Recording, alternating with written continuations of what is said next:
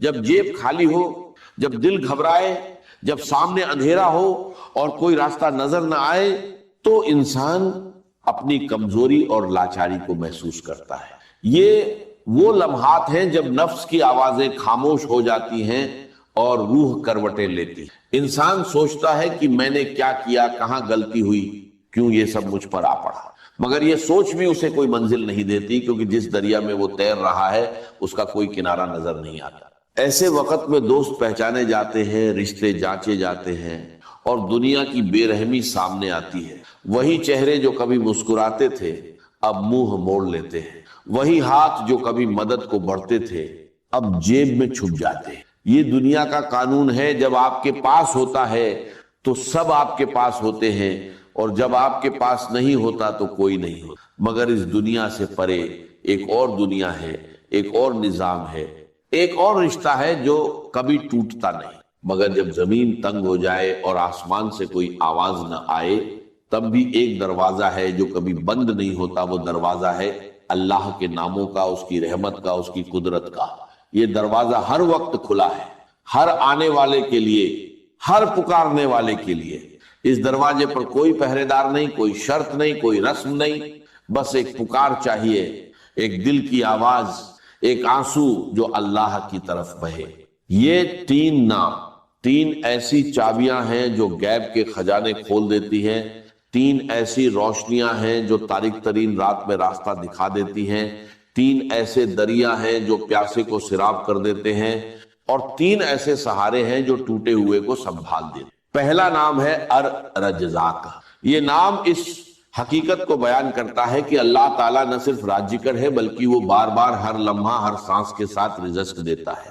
رزق کا مطلب صرف پیسہ یا روٹی نہیں، بلکہ ہر وہ چیز ہے جو انسان کو زندہ رکھتی ہے۔ ہوا، پانی، روشنی، صحت، عقل، محبت، سکون، امید، یہ سب رزق ہیں، اور ان سب کا دینے والا ایک ہے۔ ارزاق وہ ہے جس نے ہر مخلوق کے لیے اس کا رزق مقرر کر رکھا ہے اور اسے مہیا کرتا رہتا ہے۔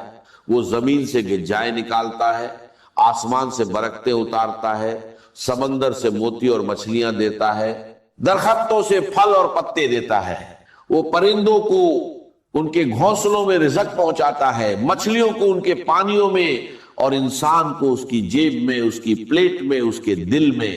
اور ارزاق کا دائرہ لامحدود ہے، اس کا خزانہ کبھی خالی نہیں ہوتا، اس کی رحمت کبھی کم نہیں ہوتی، اور اس کی قدرت کبھی عاجز نہیں آتی۔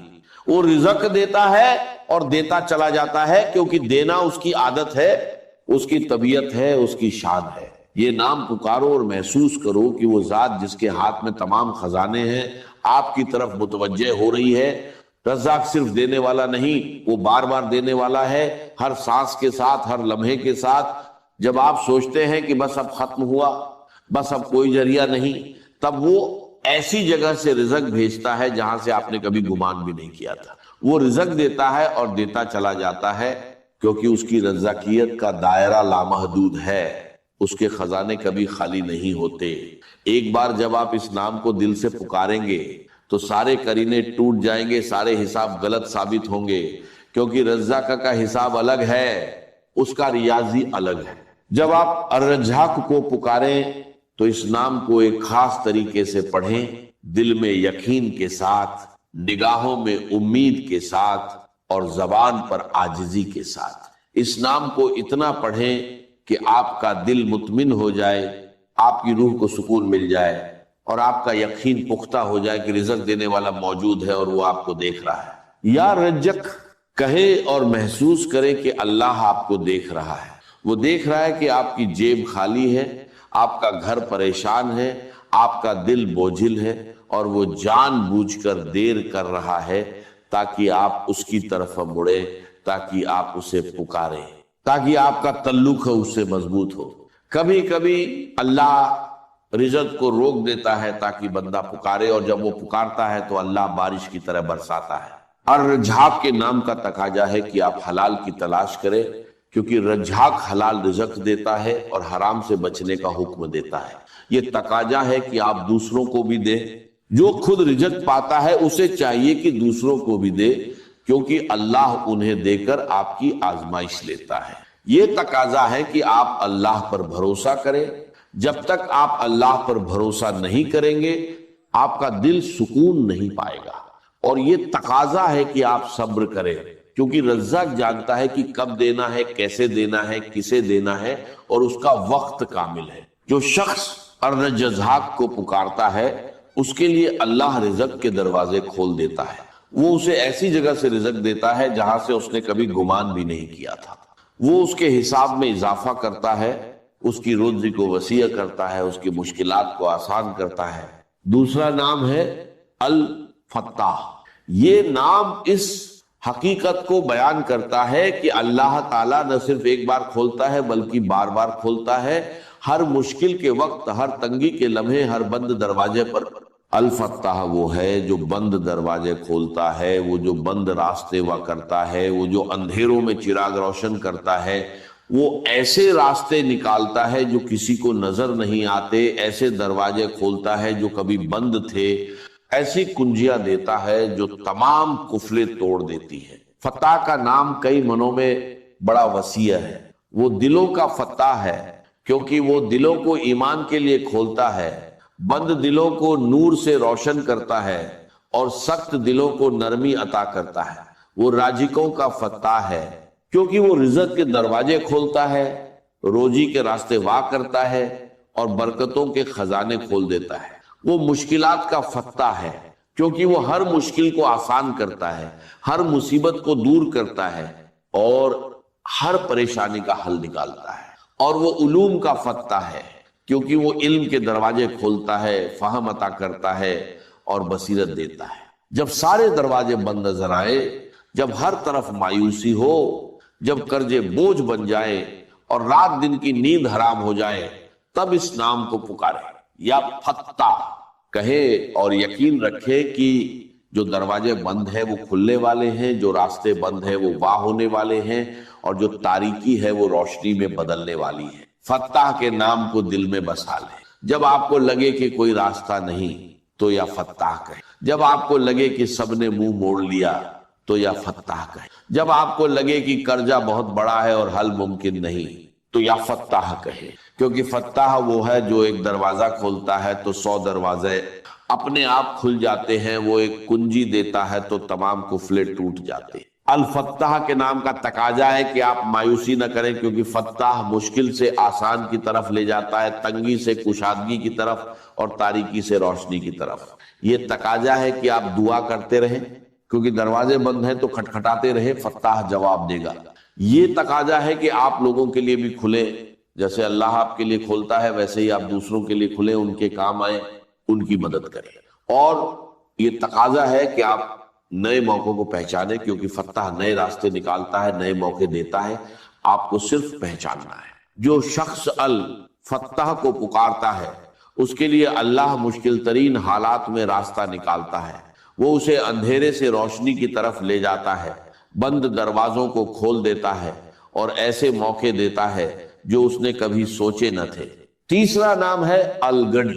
یہ نام اس حقیقت کو بیان کرتا ہے کہ اللہ تعالی ہر طرح سے بے نیاز ہے، اسے کسی کی ضرورت نہیں اور تمام مخلوق اس کی محتاج ہے. وہ اپنی ذات میں گنی ہے، اپنی صفات میں گنی ہے، اپنی قدرت میں گنی ہے اور اپنی رحمت میں گنی ہے. الغنی وہ ہے جو سب سے بے نیاز ہے، جس سے کسی کی ضرورت نہیں، مگر وہ ہر محتاج کی ضرورت پوری کرتا ہے. وہ اتنا دیتا ہے کہ کوئی اسے خالی نہیں کر سکتا، اور اتنا دیتا ہے کہ اس کا خزانہ کبھی کم نہیں ہوتا. الغنی کا نام کئی معنوں میں بڑا گہرا ہے. وہ غنی ہے ذات میں، کیونکہ اللہ کو کسی کی ضرورت نہیں، نہ کھانے کی، نہ پینے کی، نہ مدد کی، نہ سہارے کی. وہ غنی ہے صفات میں، کیونکہ اس کی صفات کامل ہیں، انہیں کسی اضافے کی ضرورت نہیں، کسی کمی کا خوف نہیں. وہ غنی ہے رحمت میں، کیونکہ اس کی رحمت وسیع ہے، اس کا عطا کرنا لامحدود ہے، اس کا بخشنا بے پایا ہے. اور وہ غنی ہے قدرت میں، کیونکہ اس کی قدرت سب پر حاوی ہے، کوئی اسے روک نہیں سکتا، کوئی اسے مجبور نہیں کر سکتا. جب آپ اپنی فقیری، اپنی مجبوری، اپنی لاچاری کو محسوس کریں، جب آپ کو لگے کہ آپ کے پاس کچھ نہیں، جب آپ کو لگے کہ دنیا نے آپ کو چھوڑ دیا، تو یا گنی کہے اور محسوس کرے کہ اللہ گنی ہے اور وہ آپ کو اپنی گنی سے گنی بنا دے گا۔ یا گنی کہے اور یقین رکھے کہ جو گنی ہے وہ آپ کی فقیری کو دیکھ رہا ہے، جو بے نیاز ہے وہ آپ کی ضرورت کو پورا کرے گا، اور جو سب کا مالک ہے وہ آپ کو دے گا اور دیتا چلا جائے گا۔ الغنی کے نام کا تقاضا ہے کہ آپ اللہ سے بے نیاز نہ ہو، کیونکہ اگر آپ اللہ سے بے نیاز ہو گئے تو آپ حقیقی طور پر فقیر ہو جائیں گے۔ یہ تقاضا ہے کہ آپ لوگوں سے بے نیاز ہو، اپنی حاجتیں لوگوں کے سامنے نہ رکھیں بلکہ اللہ کے سامنے رکھیں، کیونکہ لوگ فقیر ہیں اور اللہ غنی ہے۔ یہ تقاضا ہے کہ آپ شکر گزار بنیں، جو آپ کو ملا ہے اس پر شکر کریں، کیونکہ شکر برکت لاتا ہے اور ناشکری محرومی لاتی ہے۔ اور یہ تقاضا ہے کہ آپ دوسروں کو بھی گنی کریں، جو آپ کو دیا گیا ہے اس میں سے دوسروں کو بھی دیں، کیونکہ یہی گنی کی صفت کا تقاضا ہے۔ جو شخص الغنی کو پکارتا ہے اس کے لیے اللہ اپنی گنی سے دیتا ہے، وہ اسے اتنا دیتا ہے کہ وہ خود گنی ہو جاتا ہے، اسے کسی کی ضرورت نہیں رہتی اور وہ دوسروں کو دینے والا بن جاتا ہے۔ ان تین ناموں کو پڑھو تو سمجھو کہ فرشتے رحمت بھرے پروں کے ساتھ اتر رہے ہیں، ہاتھوں میں رزق کی ٹوکریاں لیے حکم ملتا ہے، اس بندے کے رزق کے دروازے کھول دو، اس کی روزی وسیع کرو، قرض اتارو، دل کو سکون دو۔ آسمان میں ہلچل مچ جاتی ہے، فرشتے کہتے ہیں اس نے رزاق فتاح گنی کو پکارا، اب اللہ نے مدد کی ضمانت لے لی، کیونکہ اس نے وعدہ کیا جو مجھ سے مانگے گا میں دوں گا، جو میرے دروازے پر آئے گا اسے خالی ہاتھ نہ لوٹاؤں گا۔ یہ تین نام غریبوں کا وہ خزانہ ہے جسے کوئی چھین نہیں سکتا، محتاجوں کا وہ سہارا ہے جو کبھی ٹوٹتا نہیں، اور مجبوروں کی وہ ڈھال ہے جو ہر حملے کو روک لیتی۔ یہ صرف الفاظ نہیں بلکہ اللہ کی صفات ہے، اس کی رحمت کے دروازے ہیں۔ جب آپ انہیں پکارتے ہیں تو آپ خود اللہ کو پکارتے ہیں اور وہ اپنی برکت، رحمت اور محبت آپ پر برساتا ہے۔ یہ جادو نہیں، روحانی حقیقت ہے۔ جو اللہ کو پکارتا ہے اللہ اسے جواب دیتا ہے۔ لہٰذا جب بھی تنگی، جیب خالی ہو یا دل گھبرائے، یا رزق یا فتاح یا غنی کا ورد کرے اور کامیابی ملے تو اسے اپنی طاقت نہیں بلکہ اللہ کا فضل سمجھے۔ ذکر کو سب سے پہلے اور سب سے اہم عامل کی حیثیت سے شمار کیا، چنانچہ اس کی پہلی آیت جو ہے سورہ آل عمران کے آخری رکوع کی، اس میں تو وہی مضمون جو میں بیان کر چکا وہ آیا ہے، ان فی خلق السماوات والارض واختلاف اللیل والنہار لآیات لأولی الالباب، یقیناً آسمان اور زمین کی تخلیق میں اور دن اور رات کے الٹ پھیر میں نشانیاں ہیں ہوش مندوں کے۔ ان کے ذریعے سے انسانی شعور کے اندر وہ معرفت رب اجاگر ہوگی۔ وہ پہلا مرحلہ اس نے طے کر لیا، وہ ڈورمنٹ معرفت اب ایکٹیویٹ ہو گئی۔ اب مزید فکر کا مرحلہ ہے جو اگلی آیت میں آیا ہے، الذین یذکرون اللہ قیاما وقعودا وعلی جنوبہم ویتفکرون فی خلق السماوات والارض ربنا ما خلقت ھذا باطلا سبحانک فقنا عذاب النار۔ یعنی تفکر جو ہے، ویتفکرون فی خلق السماوات والارض، وہ تفکر کرتے ہیں، غور و فکر کرتے ہیں آسمان اور زمین کی تخلیق میں، لیکن اس تفکر کے ساتھ لازماً ذکر، اور ذکر مدام، ذکر بھی وہ کہ جو مستقل ہو، ہر حالت میں ہو۔ الذین یذکرون اللہ قیاما وقعودا وعلی جنوبہم، وہ لوگ کہ جو اللہ کو یاد رکھتے ہیں، اللہ کا ذکر کرتے ہیں، کھڑے ہوئے بھی، بیٹھے ہوئے بھی، اور اپنے پہلوؤں کے بل یعنی لیٹے ہوئے بھی۔ اب ان تین کے سوا تو کوئی پوزیشن انسان کی نہیں ہے، اسی کا نام ہے دوام ذکر۔ اور اس کے ساتھ اگر وہ تفکر کرتے ہیں تو ان کا فکر اگلی منزل تک پہنچتا ہے۔ تو پہلی شے تھی فکر انسانی کی صحیح رخ پر مزید پیش قدمی اور پیش رفت، اور اس کے لیے لازم ہے ذکر و فکر کا امتزاج۔ دوسری چیز کو لیجئے عمل کی درستی۔ اس عمل کی درستی کے لیے اللہ تعالیٰ کے ساتھ ایک گہرے تعلق نہ ہو، اس لیے کہ صبر کی بحث میں یہ مضامین شاید آپ کے سامنے آ گئے ہو کہ صبر، جہاں مصیبت پر صبر ہوتا ہے، تکلیف پر صبر ہوتا ہے، اللہ کے احکام پر جمنا یہ بھی صبر ہے، نفس کی خواہشات کی باغ کو تھام کر رکھنا، کھینچ کر رکھنا یہ بھی صبر ہے، اور استقامت، کسی شے پر قائم رہنا یہ بھی صبر ہے۔ تو عمل صحیح پر استقامت کے لیے وَاصْبِرْ وَمَا صَبْرُكَ إِلَّا بِاللَّهِ، اس صبر کی سب سے اہم جو بنیاد ہے، اس کا جو سب سے بڑا ذریعہ ہے، اس کا جو سب سے بڑا سہارا ہے، وَمَا صَبْرُكَ إِلَّا بِاللَّهِ، اس کے لیے ضرورت ہے ایک گہرے تعلق کی کہ اللہ کے ساتھ ایک ایسا تعلق برقرار رہے جو نہ صرف گہرا ہو بلکہ دائم و قائم، مسلسل۔ ذرا ذہول ہوگا تعلق مع اللہ میں، ذرا کمی آئے گی، شیطان کا وار کاری ہو جائے گا۔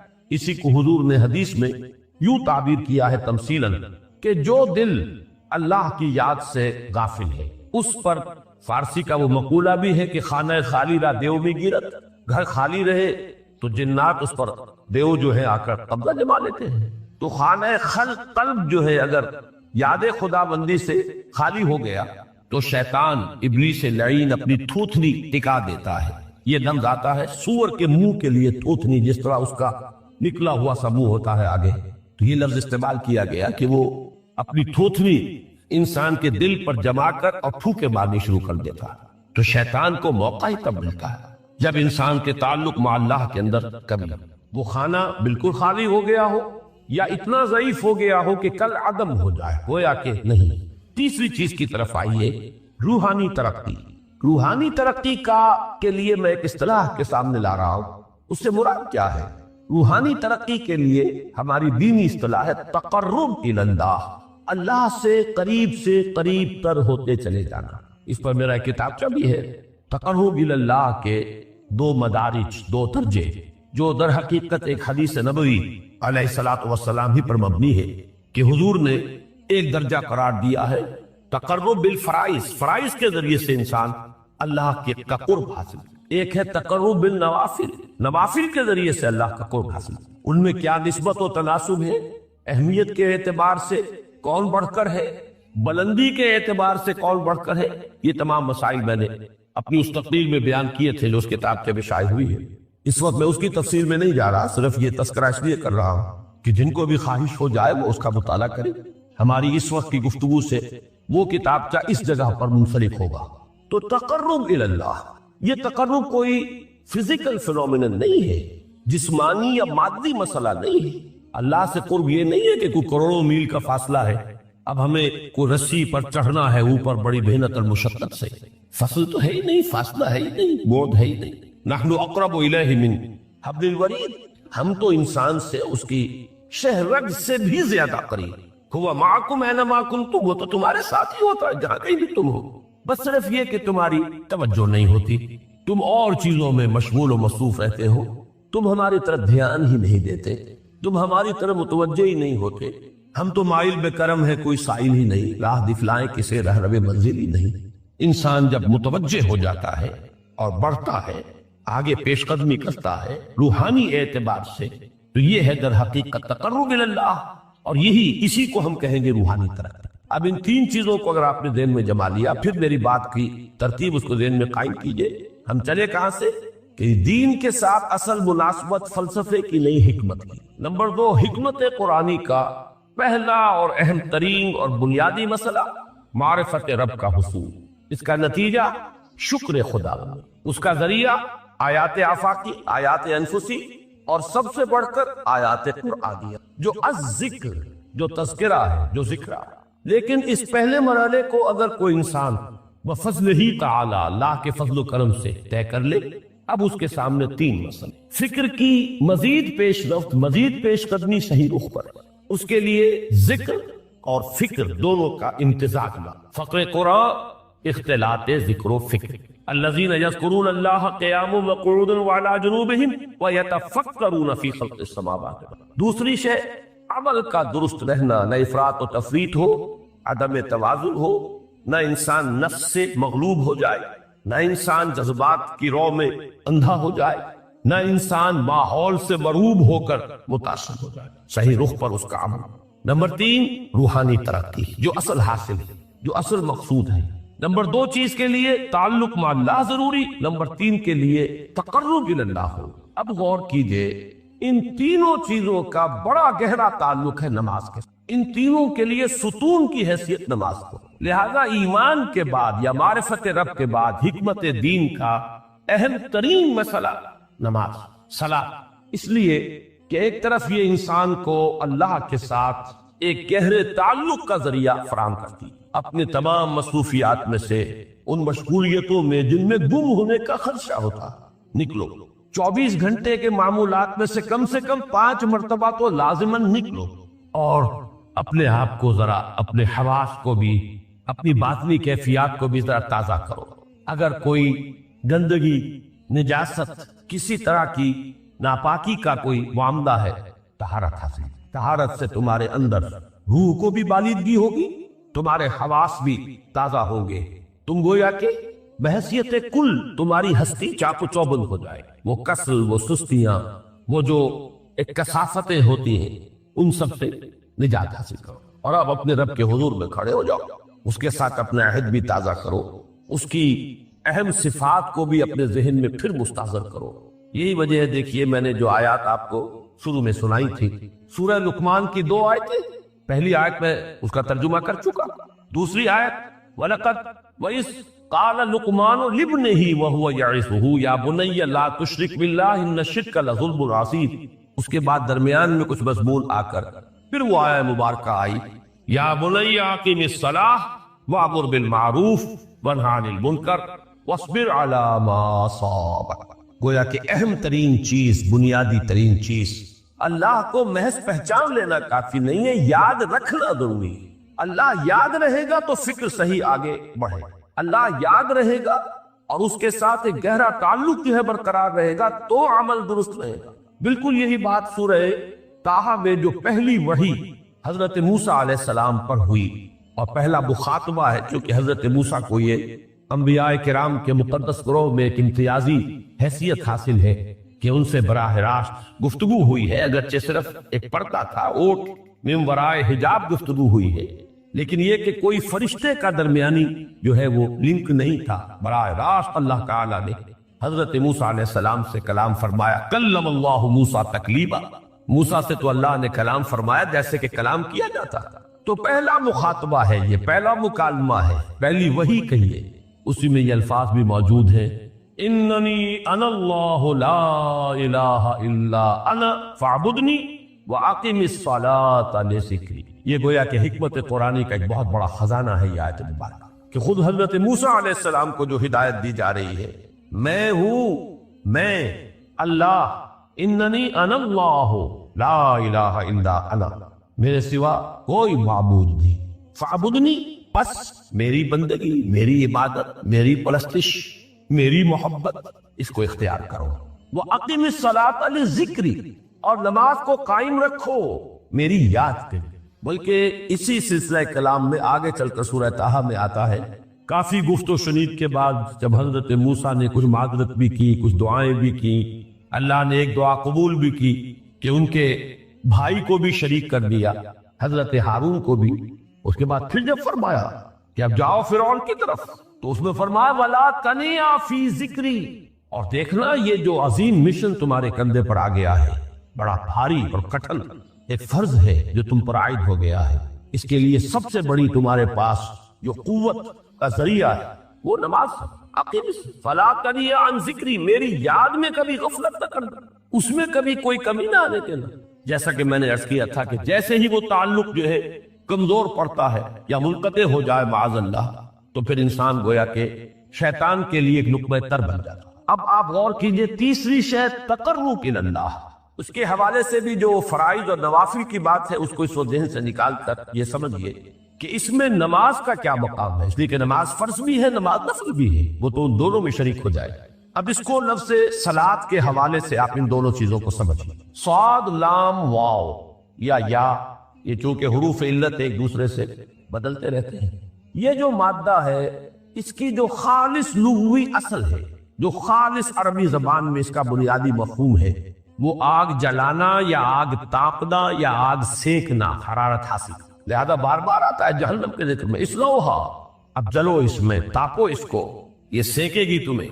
بلکہ تسقلون کا لفظ آیا ہے حضرت موسیٰ کے کلام میں، جب وہ گئے تھے کوہ طور پر، جب پہنچ گئے تو تھے آگ کی تلاش میں، لعلکم تسقلون، تو اپنے اہل خانہ سے یہی کہا تھا کہ مجھے کہیں وہ روشنی نظر آ رہی ہے، غالباً کوئی وہاں سے آگ مل سکے گی، ورنہ یہ کہ کوئی رہنمائی کو رستہ مجھے مل سکے گا، میں وہ آگ لے آؤں گا، کوئی چنگاری وہاں سے لے آؤں، لعلکم تستلون، تاکہ تم، اب یہ اصطلاح در حقیقت باب افتعال ہے، اور یہ تے یہاں پر توئے کی شکل اختیار کر گئی، تا نے توبل کی صورت اختیار کی صاد کی وجہ سے۔ بہرحال اس کا سب سے بنیادی مفہوم جو ہے وہ ہے تاپنا، سکائی حاصل کرنا، حرارت۔ اس کے حوالے سے سمجھ لیجئے کہ سب سے بنیادی تعلق اس کا جو ہے وہ روح کے ساتھ ہے۔ روح میں محبت خداوندی کی آگ اگر ٹھنڈی پڑ گئی ہو، اگر محبت خداوندی کی حرارت میں کمی ہو گئی تو اس کو اثر نو، جس کو کہ میں آج سوچ رہا تھا تو ایک لفظ ذہن میں آیا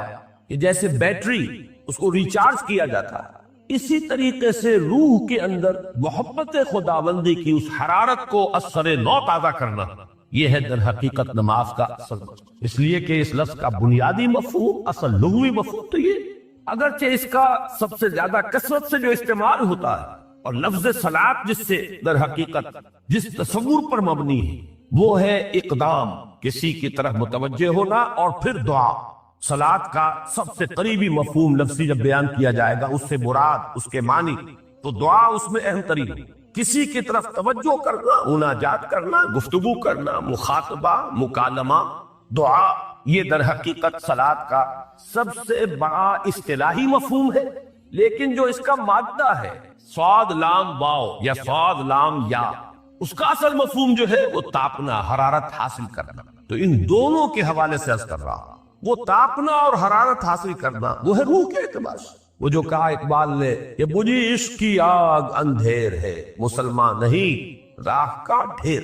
یہ عشق کی آگ جب بجھ جاتی ہے، در حقیقت یہی تو انسان کی روحانی موت ہے۔ یہ اب یہ نہ رہے تو چاہے منطق میں بہت انسان ماہر ہو، مجھے اقبال کا شعر یاد آیا تقابل کرتے ہوئے، ایک انسان محکوم اور ایک انسان حر، آزاد انسان، ان کی نفسیات میں جو بنیادی فرق علامہ اقبال نے مختلف مواقع پر بیان کیے ہیں۔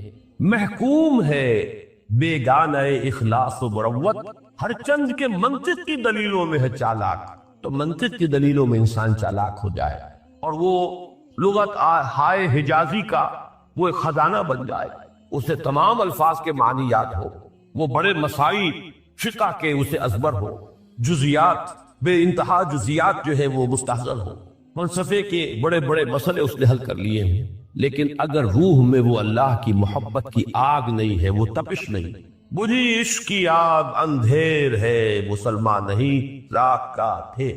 اسی کے حوالے سے آج مجھے یاد آیا تھا کہ وہ جو بڑی سادہ سی ایک نظم ہے، اللہ تعالیٰ سے دعا، یا رب دل مسلم کو وہ زندہ تمنا دے، اس میں بھی جو الفاظ آئے جو روح کو گرما دے اور قلب کو تڑپا، یہ ہے اصل جو مقصود ہے نماز کا۔ اور یہی وہ چیزیں جیسا کہ میں نے عرض کیا تھا کہ نگاہوں سے اوجھل، یہ پہلو سامنے ہے ہی نہیں، دوسرا پہلو سامنے ہے اور وہ بھی میرے نزدیک بہت اہم ہے، بہت بنیادی ہے، اس میں کوئی شک نہیں، لیکن یہ ہے بلند ترین منزل، یہ تقرب الی اللہ۔ اگر کوئی مسلمان اپنے کسی بھائی کی ضرورت پوری کرنے میں لگ رہا ہے، اپنا وقت صرف کر رہا ہے، اللہ اس کی ضرورت پوری کرنے شروع کر دے گا۔ بہت عمدہ مقام ہے، اللہ نے ہر چیز کے لیے ایک اندازہ مقرر کیا، کب اللہ کی مدد آئے گی یہ بھی اس نے طے کیا ہوگا۔ You have to qualify, pre qualification condition, تب مدد آئے گی۔ اپنا سب کچھ لگا دو، پھر کہو کہ اللہ میری 15 برس کی کمائی کل میدان میں نے وجود ڈالی، 15 برس دن کی اور رات کی کوششیں ہیں میری، صبح اور شام کی کوششیں ہیں میری، 15 برس وہ میدان میں میں نے لا کے ڈالا۔ تب پکارو اللہ، اپنا مال بچا کے رکھنا ہے، اپنی مستقبل کو بھی بچانا ہے، اپنی اولاد کو بھی بچانا ہے، اور اللہ کا دین غالب ہو جائے، پھر انعام لکھا کے کسی جماعت میں شامل ہو کر بڑا تین بات گویا کہ اللہ تعالیٰ کو جانتا ہی نہیں۔ خود حضرت ابو بکر کا جو حال ہو گیا تھا کہ حضور اگر انہوں نے ذرا بھی دیکھ لیا، نیچے اپنے قدموں کی طرف نگاہ ڈالی تو ہم نظر آ جائیں گے، آپ نے فرمایا لا تحزن ان اللہ معنا، راستہ نکالتا اللہ۔ پھر حضور گئے طائف، لیکن وہاں سے خالی ہاتھ آئے، مدینے میں اللہ نے خود ہی کھڑکی کھول دی، 6 آدمی ایمان لے آئے، آپ گئے نہیں اور وہاں انقلاب بھی آ گیا۔ عظیم، اس اعتبار سے اللہ مخرج پیدا کرتا ہے، تم صحیح طریقے پر چلتے رہو، تقوی اختیار کرو، صحیح راستے پر جد و جہد کرو، یہ کام اللہ پر چھوڑو، کب اسے منظور ہے اس کا کامیاب ہونا، جب ہوگا وہ راستہ ایسا کھولنے کا کہ تمہیں گمان بھی نہیں ہوگا۔ وَيَرْزُقْهُ مِنْ حَيْثُ لَا يَحْتَسِبُ، اور اسے رزق دے گا وہاں سے جہاں سے اسے گمان بھی نہیں ہوگا۔ اقامت دین کی جد و جہد ہو، غلبہ دین کی جد و جہد ہو، اپنے آپ کو اگر صلاتی و نسکی و محیایا و مماتی اس کا فیصلہ کرنا ہو تو سب سے بڑی رکاوٹ آتی کھائیں گے کیا؟ تو اللہ تو کہتا ہے راضی میں ہوں، ہے ایمان اور یقین اس پر، کر کے دیکھو تو صحیح، اس پر اعتماد تو کرو۔ لیکن یہ کہ اس پر اعتماد کرنا توکل بڑی مشکل بات، وہ تو جتنا ایمان ہوگا اتنا اعتماد ہوگا، اور گہرا ایمان ہوگا گہرا اعتماد ہوگا۔ وَمَن يَتَّقِ اللَّهَ يَجْعَل لَّهُ مَخْرَجًا وَيَرْزُقْهُ مِنْ حَيْثُ لَا يَحْتَسِبُ وَمَن يَتَوَكَّلْ عَلَى اللَّهِ فَهُوَ حَسْبُهُ۔ یہ تو ابھی تقویٰ والے کی بات ہے کہ وہ وہاں سے رزق دے گا جہاں سے اسے ملے گا بھی نہیں، اور جس نے اللہ پر توکل کر لیا تو وہ اس کے لیے بہت کافی ہو جائے گا۔ توکل کر کے تو دیکھو، حسب ہوں وہ اس کے لیے کافی۔ یہاں تک فرمایا ہے حدیث میں من کان فی حاجت اخیہ کان اللہ فی حاجتہ، اگر کوئی مسلمان اپنے کسی بھائی کی ضرورت پوری کرنے میں لگ رہا ہے، اپنا وقت صرف کر رہا ہے، اللہ اس کی ضرورت پوری کرنے شروع کر دے۔ فکر ماں در کار ماں ہزار ماں، کار ساز ماں بے فکر کار ماں، یہ فارسی شاعری کے اندر یہ دینی حقائق ہے۔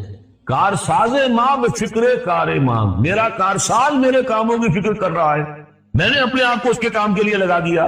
تو دنیا میں بھی ذرا سا بھی کوئی شریف انسان ہوگا، آپ اس کے ہو جائیں وہ آپ کو چھوڑ دے گا پھر کہیں، شرافت ہو مروت ہو۔ آپ اللہ کے بن کر تو دیکھیے، پھر وہ کارساز ہے، کارساز ماں بے فکر کار ماں، فکر ماں در کار ماں آزار ماں۔ جب میں اپنے معاملات کی فکر سج کرتا ہوں، کوئی نہ کوئی ٹھوکر کھاتا ہوں، کوئی نہ کوئی غلطی کرتا ہوں، آزار اپنے سر کے اوپر پیدا کر لیتا ہوں، اپنے آپ کو حوالے کرو۔ اس کا نام ہے تفویض الامر الی اللہ، افوض امری الی اللہ ان اللہ بصیر بالعباد۔ اپنا مال بچا کے رکھنا ہے، اپنے مستقبل کو بھی بچانا ہے، اپنی اولاد کو بھی بچانا ہے، اور اللہ کا دین غالب ہو جائے کہیں نام لکھا کے کسی جماعت میں شامل ہو کر بڑا تین بار دی، گویا کہ اللہ تعالیٰ کو جانتا ہی نہیں کتنی کنٹریبیوشن ہے، کتنا اثار ہے، کتنی قربانی ہے، کتنا وقت ہے، کتنی محنت ہے، اللہ جانتا ہے۔ باقی اس نے ہر چیز کا ایک اندازہ مقرر کیا ہوا۔ اصل معجزہ کسے کہتے ہیں؟ جسے کوئی نبی چیلنج کے ساتھ پیش کرتا ہے کہ یہ ہے میری رسالت کا ثبوت، آؤ مقابلہ کر لو۔ حضرت موسیٰ علیہ السلام کے جو اصل معجزے تھے وہ دو تھے، ایک عصا جس کا کہ مقابلہ کیا آپ کو معلوم ہے کہ فرعون نے تمام جو جادوگر تھے پوری مملکت کے انہیں جمع کیا اور مقابلہ کیا۔ تو جس چیز کو کہ پیش کیا جائے چیلنج کے ساتھ کہ آؤ تو مقابلہ کر لو، وہ اصل معجزہ ہوتا ہے اس نبی اور رسول۔ تو حضور صلی اللہ علیہ وسلم کا اصل معجزہ، یعنی معجزات، آپ یہ موالتے میں مبتلا نہ ہو، میں بقیہ معجزات کی نفی نہیں کر رہا، یہ واقعات اپنی جگہ حق ہے کہ حضور کو پتھر سلام کرتے تھے، حضور صلی اللہ علیہ وسلم جس کھجور کے تنے کے ساتھ ٹیک لگا کر خطبہ دیا کرتے تھے، جبکہ ابھی مسجد نبی میں ممبر نہیں بنا تھا،